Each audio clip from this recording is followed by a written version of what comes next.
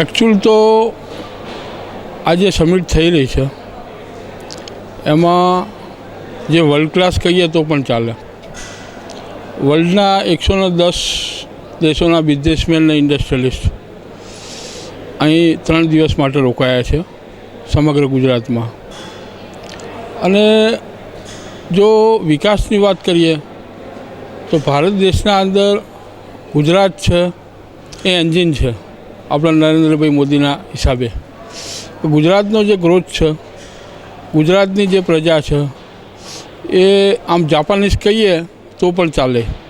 આજે ગુજરાતની પ્રજા 12 કલાક નહીં પણ 16 કલાક કામ કરે છે.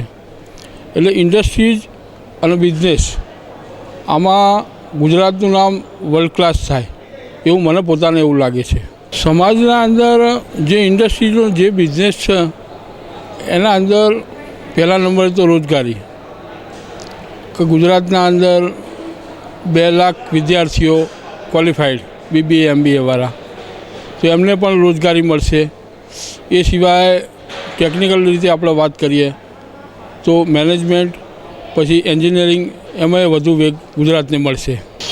GPBSની આપણે વાત કરીએ તો સમગ્ર દેશના અંદર આ પહેલું સ્ટેપ છે.